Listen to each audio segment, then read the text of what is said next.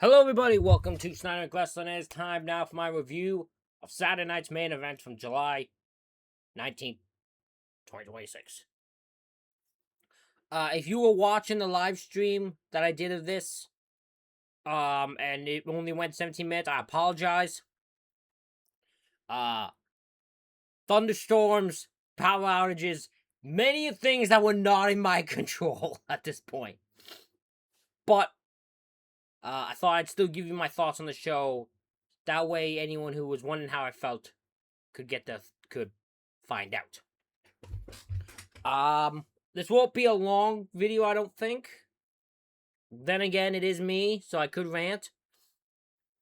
But yeah, we're just gonna get right into this from Madison Square Garden.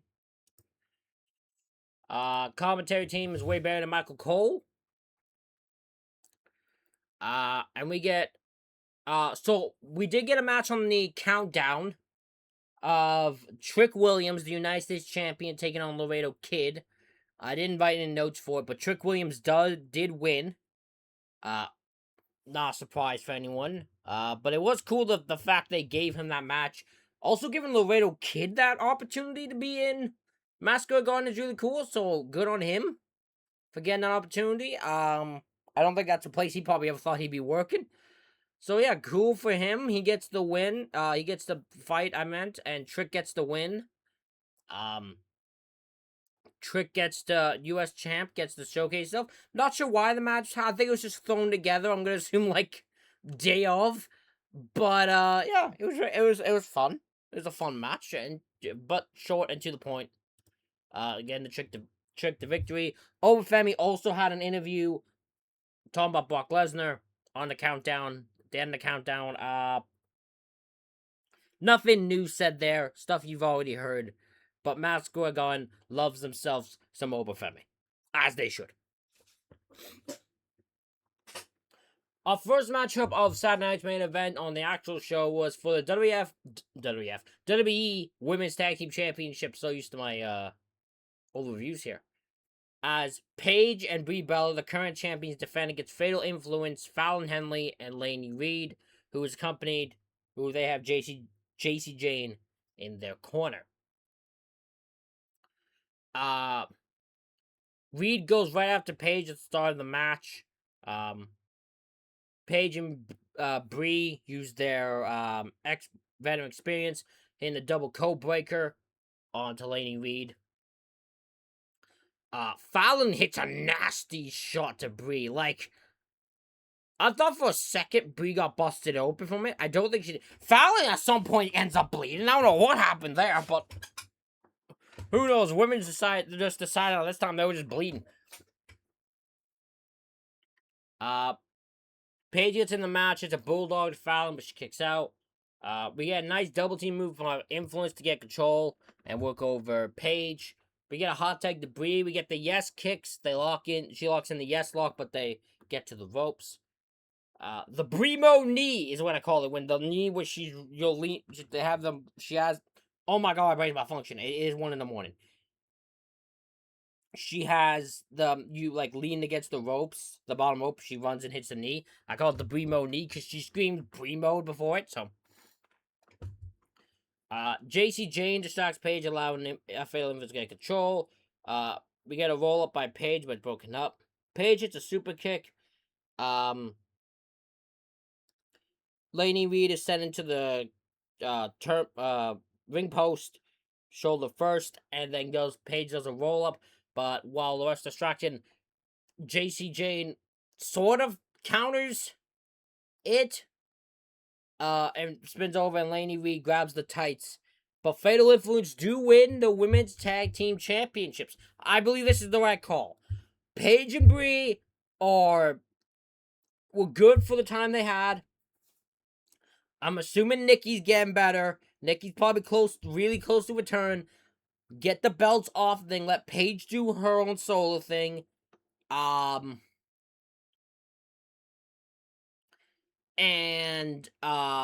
Paige do some solo stuff because she still has more to give as a solo competitor. Let Nikki and Brie win the tag titles like they should have. And, like, just so the Bella thing can be on it, but also it gives fair influence and a legitimate win, since they need to win some type of big matches. But yeah, I think this is just good. Gets the belts on some fresh talent and gets Paige and Brie away from each other for now. I think they'll probably do a rematch, but at this moment, I don't think Paige and Brie will win the belts back. So I think this is kind of the slow finale of this tag team.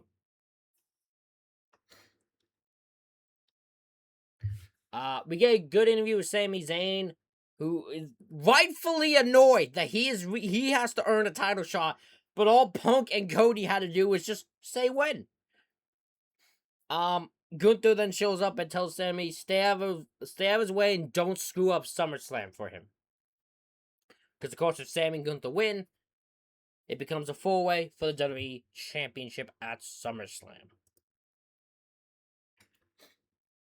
Our next matchup is Danhausen taking on JD McDonough in an ODQ match.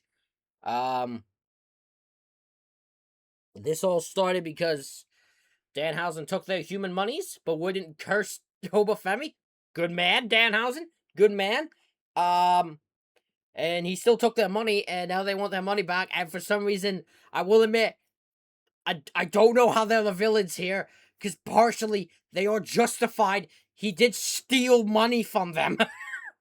So they are right to want the money back, but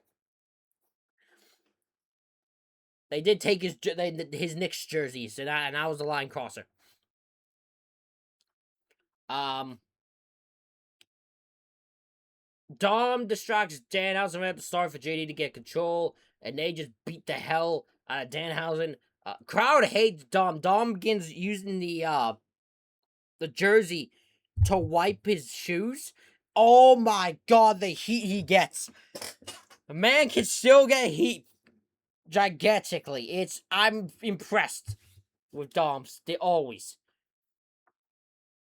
Dom tries to fight back, but it's cut off. JD goes for a moonsault, but Danhausen moves out of the way. And Danhausen makes a comeback by putting the jersey on. He then becomes fucking Hulk Hogan. He's able to Hulk up. We get a roll up by JD, but Danhausen kicks out. Danhausen hits a stunner, but JD kicks out. Well, close near fall. Dom jumps Danhausen. And then for some reason, I don't know if this was meant to get a pop or heat or anything. It gets no reaction. Because he does the push. Like, Devon get the tables thing with JD. But there's no reaction. I felt the crowd was very confused. Because they didn't let it breathe either. They just pushed it and then immediately left to go. I don't know why we had to do that. It felt, you gotta give the push breathe time to breathe. I know you're not trying to get a pop from it, but don't do it then. But as they go to grab a table, Danhausen just walks up the ramp. Like, I thought he was leaving. I was like, that would have been funny. If they just went to go grab a table, put it back in, Danhausen's just gone, he just left the match. That would have been way funnier to me. That would have been way funny. But under the ring and everywhere are the mini housings. All the mini little people housings and the mini housings. They come out and JD and Dom beat the piss out of them, including sending one to a barricade and looked gnarly. I swear he goes head first into it. It looked brutal. Danhausen then puts a stuffed cat and the ripped jersey into the cloning machine. It then activates, and out comes Karl Anthony Towns from the New York Knicks, who is called Cat. And he shows up, marches down, chokeslams JD, who pretty much does all the work for him. Chokeslams Dom through a table. Danhausen then hits the Danhausen Death Drop, which I guess is his finish now, to win. I enjoyed the match. There was no doubt in my mind Danhausen was going over. You have the whole the connection with the Knicks and them winning, and people saying it was the Danhausen on cursing him. So perfect chemistry there. It works perfectly. And yeah, It did the job it needed to do. I do feel bad for JD, but in fairness, he's in a match in Madison Square Garden. So can he really complain?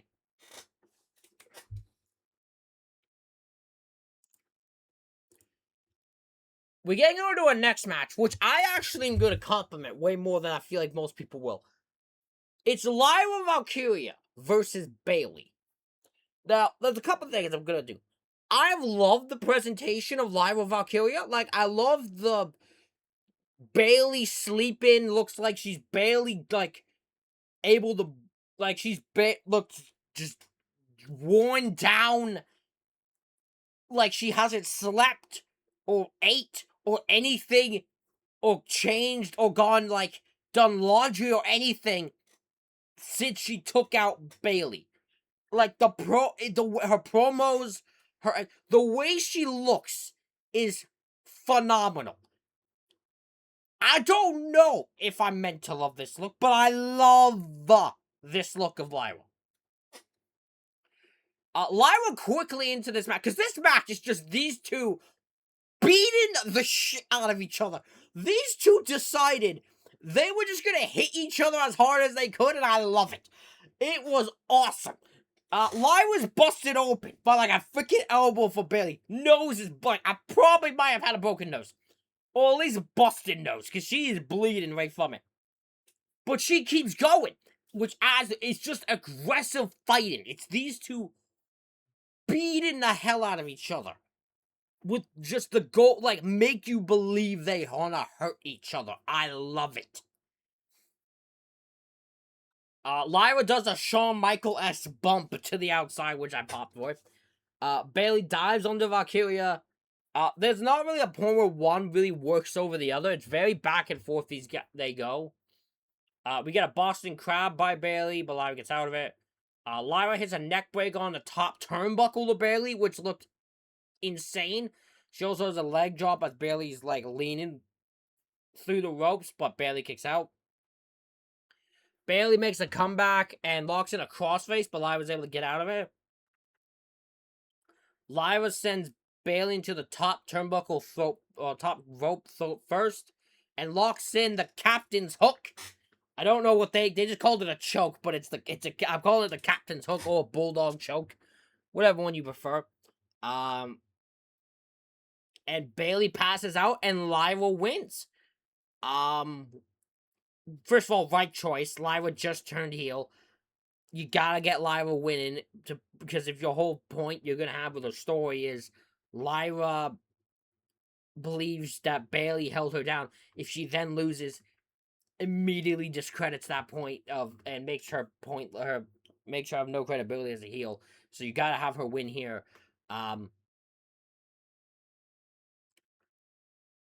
Lyra then brutalizes Bayley, locks in again on the outside, and moves to the stairs and hits the Nightwing. It's almost called the Angel's Wing. That's a different move. That's Kenny Omega's finish. She hits the Nightwing onto Bayley, and it's just like the bottom half of her that hits the steps, like her lower back. Oh, I don't know if I was meant to look as brutal as it did, but Bayley's just lying there, dead. Again, makes Lyra look crazy. The look in her eye. Lyra's portrayed this. Lyra is meant to be this character. I don't know why why it took so long for this character to exist on the main roster. This character is fantastic. I love this version of Lyra. Like, this version of Lyra I can get behind. I will say the one thing I would get rid of in Lyra's theme, because I know Lyra's theme is just generic thing that is used to in current day, but I would get rid of the da-da-da point where people go, woo! That thing, that little setup, I'd get rid of that. That's still in the theme, and I feel like shouldn't be there, because you don't want the crowd doing that, unless they do, but I feel like it's weird to want the crowd to do that if you turn to heel, so I'd get rid of that. That's all I'd say. That's all I'll add. You can I'm not gonna say make a better theme, because to be honest, I don't think that's fucking possible in this day and age. We didn't go into a main event match. I'm gonna get into the excitement that closed the show in a second because I got my opinions on that. So yeah, this video might go longer than I thought. The main event though is Gunther and Sami Zayn taking on Cody Rhodes and the WWE Champion CM Punk. If Gunther and Sami Zayn win, then the match between Cody and CM Punk at SummerSlam becomes a fatal four-way with them two added to it. It's an all-out ball to start, which I love. Gunther is in control of Punk quickly, but we get a hot tag to Cody. We get a Cody cutter, but Gunther kicks out. Sammy gets in, he rolls up Cody, but does a kick out. And he hits a blue thunder bomb on Cody, but he kicks out. Sammy goes for a haluva kick on Cody, but he moves, and we get a hot tag to Punk. We get a double submission of figure four from Cody and Anaconda Vice from Punk. Gunther tries to turn over the thing, but when he has the chance, he also rakes, gouges Punk's eye, so Punk has to let go of his hold, so Sammy can help break up the figure four. I like that little attention to detail. Sammy hits an exploder into a corner on Punk. Everyone takes turn hitting their finish, except really Gunther, because Gunther does like a fucking Rainmaker with poor Larry, and that's it. That's not his finish. Unless I've missed the time when he's won a match like that. I don't think he has, though. Gunther locks in the sleeper on Punk. Cody gets tagged in and hits a crossroads on Gunther. When Sammy tries to break it up, we get a ref bump. We get a GTS to Sammy. Cody goes for a disaster kick on Gunther, but Cody ends up hitting Punk instead. Gunther grabs the WWE title and hits Cody with it, and then hits a powerbomb on Cody. And as a new ref slides in, Nick Aldis, the general manager of SmackDown, pulls the ref out of the ring. And I got so excited for that, because what happens after that is Nick then hits Gunther with the WWE title, and I'm like, yes, we are getting this match at SummerSlam, thank God. Oh my God, that's all I want. That's all I want is Nick Aldis versus Gunther. That's all I've ever want. That's all I want. Oh, you make this boy smile when you give me that. Punk then hits Gunther with a GTS, and Punk just pulls Cody into a pin, and they win. So it will still be CM Punk versus Cody Rhodes at SummerSlam 1-on-1 for the WWE Championship. As they're celebrating, Punk puts his belt on one of his shoulders, and it smacks Cody in the face. There is a thing on the YouTube, which I do love, of them two interacting afterwards. And a cameraman can't just... I swear to God, this is the most WWE thing ever. They are telling the cameraman, and he won't stop because he's like, gotta get content. Just gotta get content. So he keeps putting the camera up. They keep pushing the camera away. I was waiting for Punk or Cody to just start whooping the cameraman's ass. Like, I would have not blamed them. So that's a thing on the WWE's YouTube channel. So I'm curious to see where that leads. People are guessing heel turn for one of the two. It won't be. I don't see either of them turning heel at this point. But I'm curious to see how because this feud's gonna ramp up. So I'm curious to see how it goes.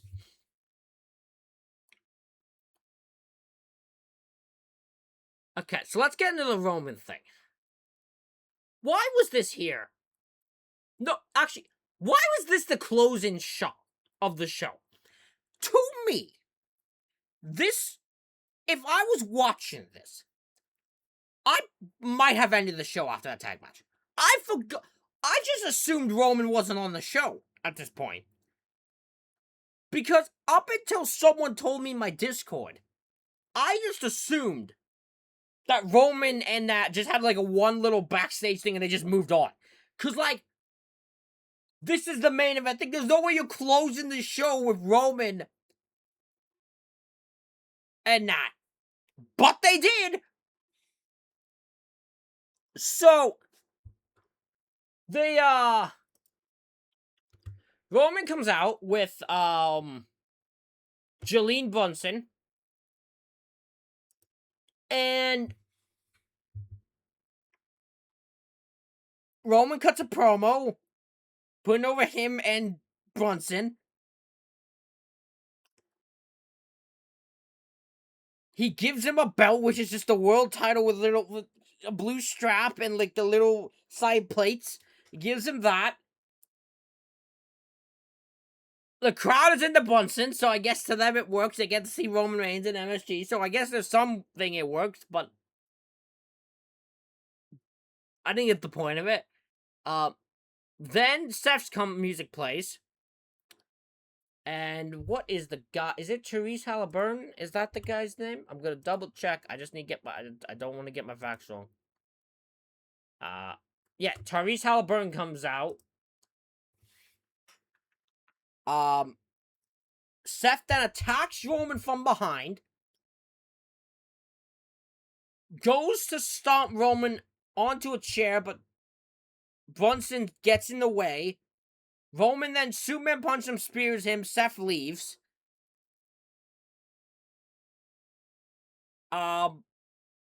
Which makes Seth look heelish, which I don't think is the intention, but what? There's so many questions I have for this. And then Roman and Brunson pose, and that's it. I think this was pointless. This whole last thing was pointless. It didn't change nothing. It didn't accomplish nothing. Except for getting a shot that they can sell for something on the website or something like that. When it comes down to it, nothing was accomplished here. This did nothing to make me more interested in Roman and Seth. It did nothing to make me intrigued for the story. It didn't make me interested for Raw. Nothing happened in this thing that would make me want to watch. This was pointless. It just felt pointless. You're telling me fucking Halliburton and Brunson couldn't even interact with each other? You couldn't then do something physical at least? It was pointless. I'm sorry, it was pointless. It was just there. I'm pretty sure to get Roman on the show, which is stupid.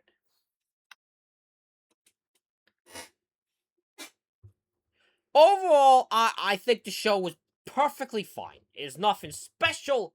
Lyra versus Bayley was my favorite match on the show. But yeah, I'd say perfectly fine. In reality, except for Nick Aldis probably attacking Gunther and we get new tag champs, didn't really miss anything storyline-wise. But let me know what you thought of Saturday Night's main event in the comments. Do you agree with me or disagree with me? Let me know why. In the comments. Hit the like button, hit subscribe button. Thank you all for watching, and I will see you all in the next one.